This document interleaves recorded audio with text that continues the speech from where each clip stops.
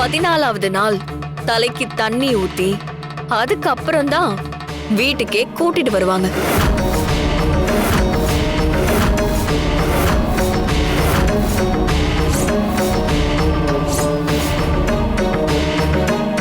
இதுதான் வழக்கமா இருந்துச்சு.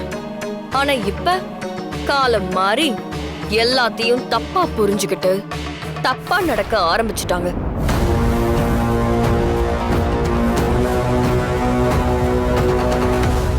இந்த கனகதுர்கை அம்மன் சமஞ்ச பொண்ணுங்களுக்காக தாம் பார்வைக்குள்ள வச்சு அவங்களுக்கு ஒரு காவல் அரணாதான் இருப்பாளே தவிர தீட்டுன்னு சொல்லி என்னைக்கும் ஒதுக்கி வச்சதில்ல. நான் எதுவும் பொய்யலாம் சொல்லல. பெரியவங்களுக்கு நான் சொல்ற உண்மை என்னன்னு புரியும். ஏன் இந்த விஷயம் பூசாரிக்கு கூட தெரியும். ஐயா, பாப்பா சொல்றது சரிதாங்க ஐயா. அம்மனை 4 நாள் இங்கே இருக்க வச்சு அதுக்கப்புறம் கோயிலுக்கு கொண்டு போறதா சரியான முடிவா இருக்கும். 4 நாள் இங்கே இருக்கணும்னு முடிவு பண்ணிட்டு நீங்க செய்ய வேண்டிய பூஜை புனஸ்காரங்கள்லாம் செஞ்சு முடிக்காம பாதியிலே தூக்கிட்டு போனா ஆத்தாவோட அருள் எப்படி ஐயா உங்களுக்கு கிடைக்கும்?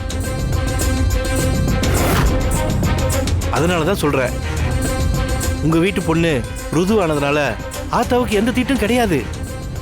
அம்மன் சிலை இங்கே இருக்கட்டுமே. நீங்க ஏற்பாடு பண்ண ஊருக்காரங்க சொதப்புனா நான் சொல்ற மாதிரி நீங்க அங்க பேசணும். இத பாருங்க, பல வருஷத்துக்கு முன்னாடி இருந்த வழக்கத்தை சொல்றதெல்லாம் சரிதான். ஆனா இப்போ காலம் மாறி போயிடுச்சுல. ஆரம்பத்துல அம்மன் கோவில்ல ஒரே ஒரு கல்ல மட்டும் வச்சு சாமி கும்பிட்டாங்க. ஆனா இன்னைக்கு கிரானைட்லயே இழைச்சு வச்சிருக்காங்க. சடங்கு சம்பிரதாயம் எல்லாம் காலத்துக்கு ஏத்த மாதிரி மாறி போயிட்டே இருக்கு. இப்ப நடக்கிற மாதிரி தான் நாம பண்ண முடியும்.